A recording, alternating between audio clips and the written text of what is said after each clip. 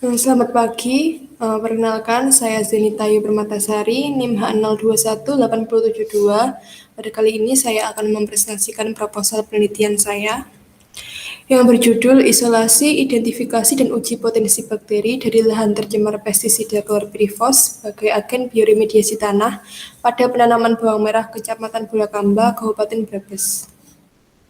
Pokok pembahasannya yaitu ada pendahuluan, tinjauan pustaka, metode penelitian, dan jadwal penelitian. Yang pertama ada pendahuluan.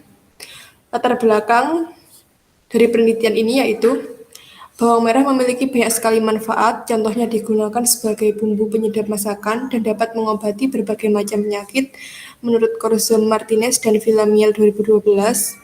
Begitu banyaknya manfaat dari bawang merah, sehingga penting untuk menjaga produktivitas dan kualitas dari bawang merah itu sendiri.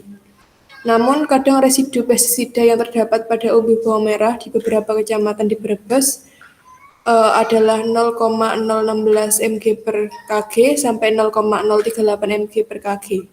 Nilai ini masih di bawah BMR chlorpyrifos. Tetapi apabila dikonsumsi secara terus-menerus tetap mengandung risiko, menurut Nining, Syarif, dan Nazli 2019. Residu pestisida tersebut dapat menurunkan kualitas dari bawang merah dan dapat menyebabkan gangguan kesehatan pada tubuh jika dikonsumsi atau terpapar pestisida tersebut.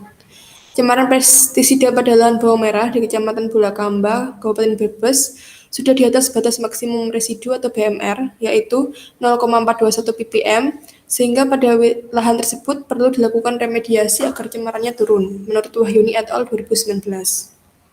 Bakteri yang terdapat dalam tanah tercemar pestisida diduga memiliki berbagai macam potensi sehingga dapat hidup dan beradaptasi pada lingkungan tersebut. Hasil penelitian MC et al. 2015 menemukan bahwa isolat bakteri Pseudomonas aeruginosa, Klebsiella ocitosa, dan Serratia marcescens mampu mengurangi konsentrasi pestisida chlorpyrifos pada medium buatan yang telah diberi pestisida. Oleh karena itu, perlu adanya eksplorasi, identifikasi, dan pengujian potensi bakteri yang diambil dari lahan tercemar tersebut sehingga ditemukan bakteri yang mempunyai kemampuan untuk menurunkan polutan pestisida dalam tanah. Sampai sekarang belum ada informasi penelitian tentang identifikasi dan uji potensi bakteri di Kecamatan Bulakamba, sehingga penelitian ini penting untuk dilakukan. Rumusan masalahnya yang pertama, bagaimana isolasi bakteri yang dilakukan dari lahan tercemar pestisida sehingga didapatkan isolat murni yang resisten pestisida. Yang kedua, bagaimana karakteristik dan spesies dari bakteri yang diambil dari lahan tercemar pestisida. Yang ketiga, bagaimana kemampuan bakteri yang diambil dari lahan tercemar pestisida dalam mendegradasi pestisida. Tujuan penelitiannya yang pertama, mendapatkan isolat bakteri murni yang resisten pestisida dari lahan tercemar pestisida. Yang kedua, mengetahui dan menganalisis karakteristik dan spesies dari bakteri yang diambil dari lahan tercemar pestisida. Yang ketiga, mempelajari dan menguji kemampuan bakteri yang diambil dari lahan tercemar pestisida dalam mendegradasi pestisida. Manfaat penelitian ini yaitu yang pertama, memberikan data dan informasi mengenai kemampuan bakteri yang diambil dari lahan tercemar pestisida dalam mendegradasi pestisida tersebut. Yang kedua, hasil penelitian dapat dijadikan sebagai acuan dalam penelitian berikutnya terhadap pengembangan agen bioremediasi secara massal dan berkelanjutan, serta dapat diambil sebagai referensi dalam pengendalian pencemaran lingkungan pada komoditas pertanian lainnya dengan menciptakan sistem pertanian terpadu berkelanjutan. Selanjutnya ada tinjauan pustaka. Yang pertama ada tanaman bawang merah. Bawang merah memiliki manfaat sebagai bumbu penyedap masakan hingga dijadikan obat untuk beragam penyakit, menurut Aida dan tim penerbit KBM Indonesia 2020. Bawang merah membutuhkan lahan yang gembur dan subur, serta tidak mudah tergenang air untuk pertumbuhannya. pH tanah yang baik untuk bawang merah sekitar 6-7. Suhu optimal yang baik untuk bawang merah adalah 23-32 derajat Celcius, menurut Pracaya 2007. Bawang merah sendiri dipanen pada umur 60-70 hari setelah tanam, menurut Tandi dan Faisal 2020. Lalu yang kedua ada pestisida berbahan aktif chlorpyrifos. Chlorpyrifos termasuk insektisida yang sangat persisten di alam dibandingkan dengan jenis insektisida organofosfat lainnya, menurut Gilani 2011. Pestisida chlorpyrifos merupakan pestisida yang sering digunakan oleh petani bawang merah di Kecamatan Bulakamba dalam mengatasi hama ulat gerayak, menurut Joko et al. 2018. Menurut Codex dari FAO WHO 2016, maksimum residu limit atau MRL chlorpyrifos dalam tanah yaitu 0,3 mikrogram per kilogram. Menurut SMI 7313 dari BSN 2008 dan Codex, batas maksimum residu atau BMR chlorpyrifos pada umbi bawang merah yaitu 0,2 mg per kilogram. Lalu yang ketiga ada konsentrasi pestisida chlorpyrifos di Kecamatan Bulakamba. Cemaran pestisida organofosfat pada lahan bawang merah di Kecamatan Bulakamba, Brebes adalah 0,421 ppm yang berarti sudah di atas batas maksimum residu. Kandungan residu pestisida yang terdapat pada umbi bawang merah di beberapa kecamatan pada Kabupaten Brebes adalah 0,016 mg per kilogram sampai 0,038 mg per kilogram. Nilai ini masih di bawah BMR chlorpyrifos 0,2 mg per kilogram menurut Nining Syarif dan Nasri 2019. Lalu yang keempat ada dampak dari penggunaan pestisida. Dosis pestisida yang digunakan pada beberapa petani di Kecamatan Bulakamba berlebihan dan tidak sesuai dengan yang tertera pada label kemasan, sehingga menyebabkan tingginya kasus hipertensi pada petani. Menurut Fuadi, Setiani dan Niki 2020. Petani pada Kecamatan Bulakamba yang tidak memakai APD saat melakukan penyemprotan pestisida atau pemanenan memiliki resiko 12,369 kali lebih besar terpapar pestisida yang dapat menghambat aktivitas enzim kolinesterase dan mengganggu sistem syaraf. Menurut Susilawati, Wijanarko dan Ani 2017. Lalu selanjutnya adalah isolasi dan identifikasi bakteri. Isolasi bakteri merupakan proses untuk memindahkan mikroba dari alam dan menumbuhkannya pada medium buatan dengan tujuan untuk mendapatkan biakan murni, menurut Putri dan Kusdiantini 2018. Pemurnian isolat bakteri dapat dilakukan dengan metode gores atau strike plate, metode duang atau pour plate, dan metode sebar atau spread plate, menurut Fitria Sari et al. 2020.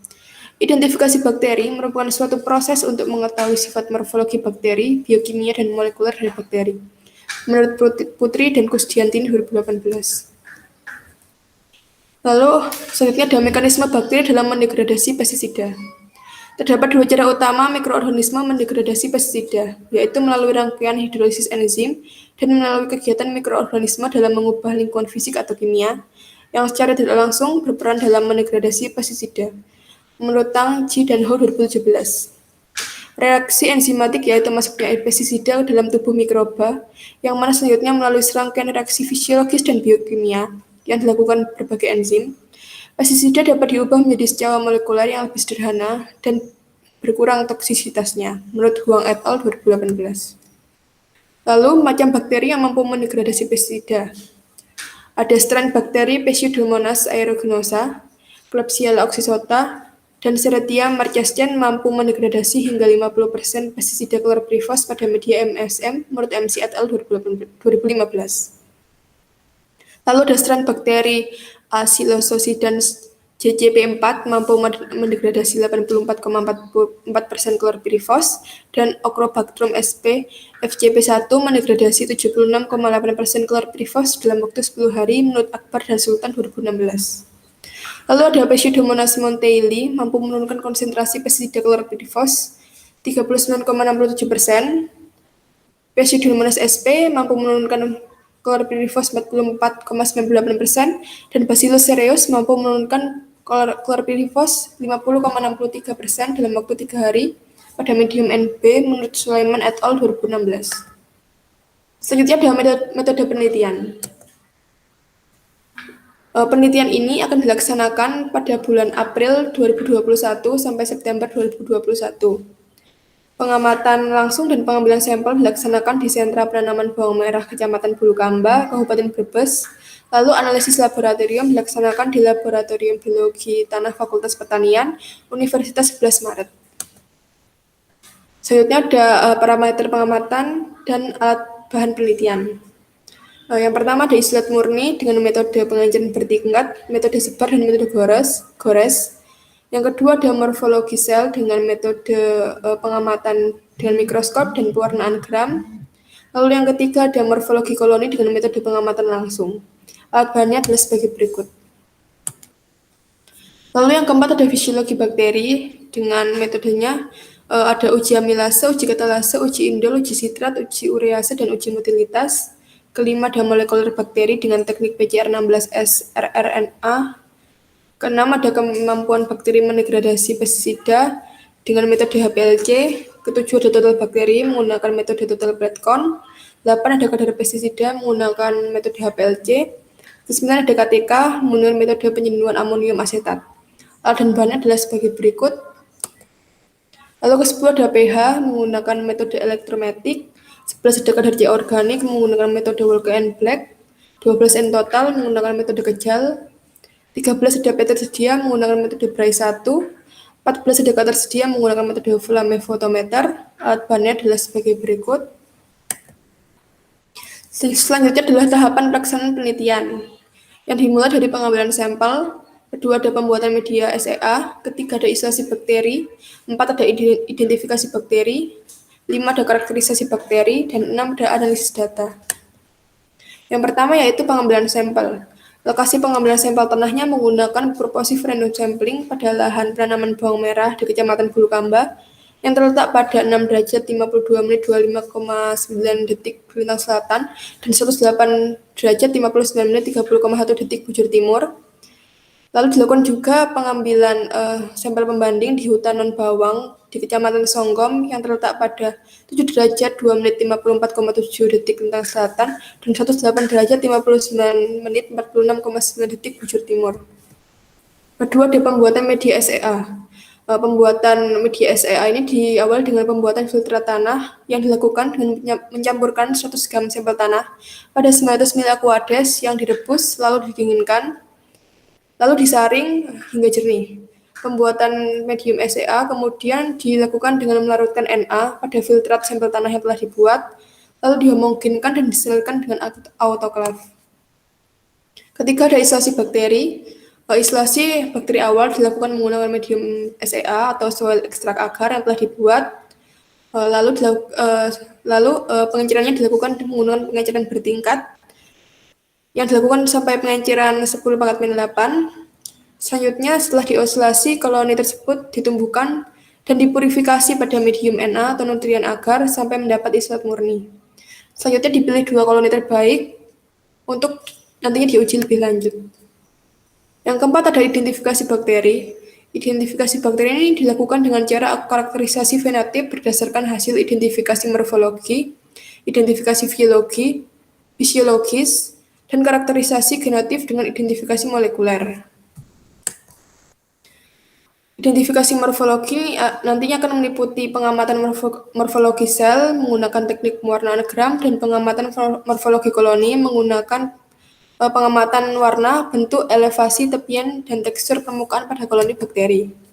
Lalu untuk identifikasi biologisnya atau biokimianya menggunakan 6 uji yaitu uji amilase, uji katalase, uji indol, uji sitrat, uji urease, dan uji motilitas.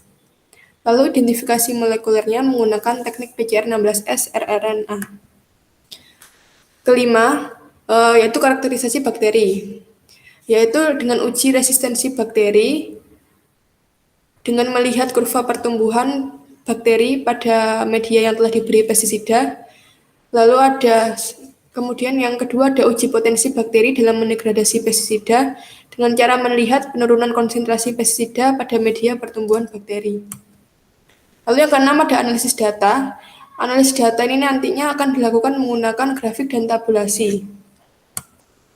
Lalu selanjutnya ada jadwal kegiatan, yaitu pengambilan sampel dilakukan pada bulan April, pembuatan media SEA pada bulan Mei, isolasi bakteri pada bulan Juni sampai Juli, identifikasi bakteri pada bulan Juni sampai Agustus, karakterisasi bakteri pada bulan Agustus, dan analisis data pada bulan September. Selanjutnya ini adalah daftar pustaka yang saya ambil.